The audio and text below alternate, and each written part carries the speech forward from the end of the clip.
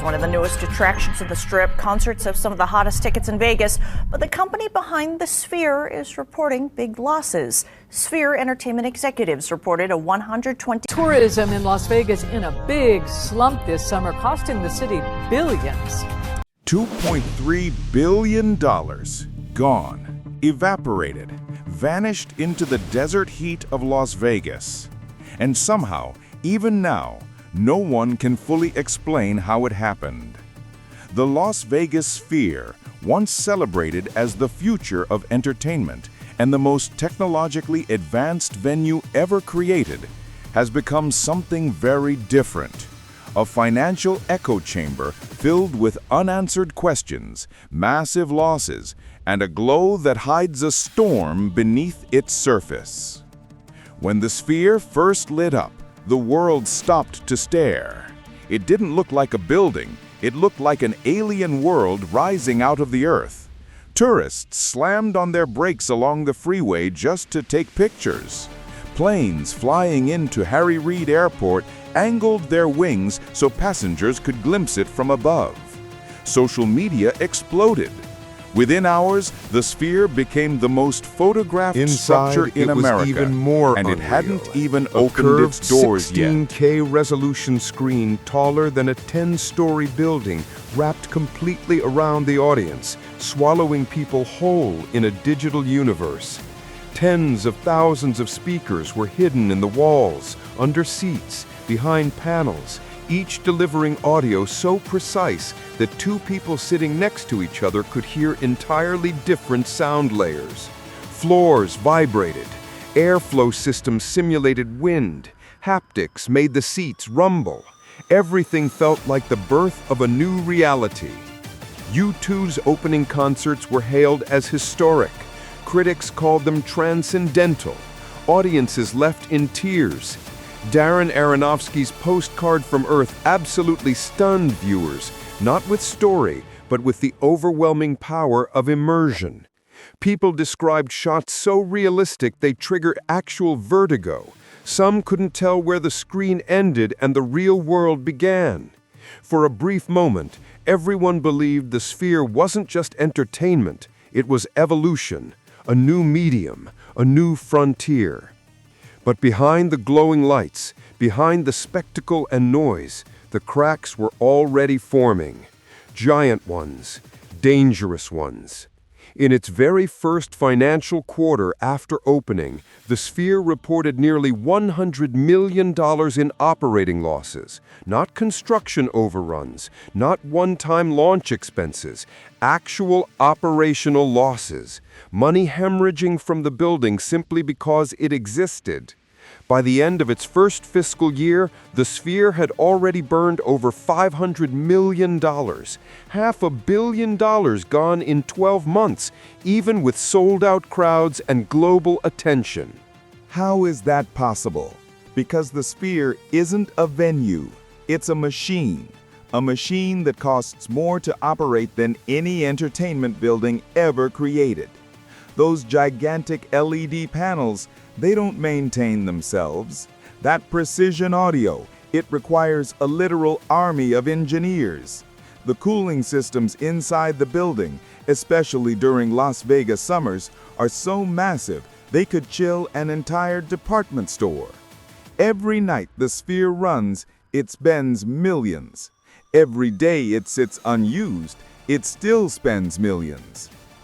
But then came the moment Sphere Entertainment never expected. Empty seats. Shows that were supposed to be sold out started revealing patches of empty rows. Once premium $119 tickets dropped quietly to $99, then to $79, then lower. The Sphere had begun its silent financial slide. And right at that moment, the company's chief financial officer resigned. No statement, no press conference, no lengthy explanation. He just left. In the financial world, that is not a coincidence. That is a warning flared into the night sky. CFOs don't resign in the middle of historic losses unless the numbers they're seeing behind closed doors are far worse than anyone is being told publicly. To understand how the sphere reached this point, you have to understand James Dolan, the man behind it all. Dolan is the billionaire owner of Madison Square Garden, the New York Knicks, and multiple entertainment companies. He's a visionary to some and a reckless gambler to others. Under his ownership, the Knicks endured one of the worst stretches in franchise history. MSG was heavily criticized for using facial recognition to ban fans. And yet Dolan remained defiant, confident, and unshakably committed to doing things his own way. The sphere was his obsession, his personal moonshot, his legacy project. He pushed for technologies that didn't exist. He demanded screens the world had never seen. He approved budgets with no ceiling and timelines with no forgiveness. He believed the sphere would be remembered forever, the way people remember the Eiffel Tower or the Sydney Opera House. And maybe he was right. But legacy projects are dangerous when they stop being business and start becoming ego. So, where did the $2.3 billion go? The breakdown is brutal. Nearly $1.4 billion went into construction. Steel structures more complex than stadiums, seismic reinforcements, ground preparations, and a spherical frame that needed custom engineering on nearly every level. Another $600 million went into technology, the world's largest LED display, next-gen audio systems, advanced projection software, motion-synchronized seats, environmental effects, and custom hardware built exclusively for this building and no other.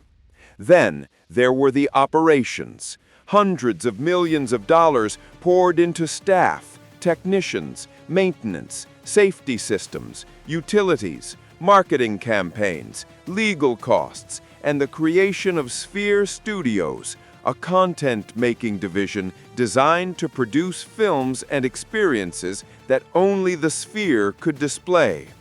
But here's the darkest truth behind all of it. None of this investment produces scalable revenue. The Sphere's content can't be streamed, it can't tour, it can't be licensed to theaters. A movie made for the Sphere can only be shown inside the Sphere, in one city, in one building, to one audience. It's like making a $100 million Hollywood film and only screening it in a single theater. Once a tourist sees the show once, they don't come back. Demand peaks, then drops. And the Sphere has no way to expand that content into multiple markets because no other spheres exist yet. This business model is fundamentally broken. High cost, low scale, limited repeatability, massive operational expenses, and a content system that cannot survive without constant new visitors. Sphere Entertainment's only escape plan now is international expansion, specifically a proposed Sphere in Abu Dhabi. But this time, analysts are raising alarms. The entertainment industry is questioning whether this was brilliance or madness. The truth about the Sphere isn't hidden in its finances. It's hidden in the psychology of the people who built it, the motivations behind every decision, and the escalating desperation on the Strip. Because Las Vegas has always been a place built on illusions. Lights distract people from the darkness behind them, and spectacle hides the cracks underneath. The Sphere simply amplified that pattern to a scale no one had ever attempted before. Every city has its limits. Every industry has its breaking point. And Las Vegas, a city, was slipping month after month Middle-class tourists, the backbone of Vegas, were quietly disappearing. And people weren't coming for the same reason anymore. They weren't here to gamble. They weren't here to spend impulsively. They were here to take pictures, walk around, post one video on TikTok, and leave the next morning. So the sphere didn't arrive in a moment of strength. It arrived in a moment of fragility. A moment when the city was desperate for a miracle, for a new attraction, for a new icon that could revive tourism and pull in millions. But a miracle built on a shaky foundation will always collapse under its own weight. And that's exactly what began happening. Behind closed doors, industry analysts already knew the truth. The sphere wasn't bringing more visitors to Vegas. It was simply absorbing the ones already coming. Tourists weren't extending their stay. They weren't spending more in casinos. They were cutting budgets elsewhere. Dinners, shows, nights. More couples choosing the cheapest available seats. More people taking photos in the lobby instead of buying drinks or souvenirs. A pattern that spelled out something alarming.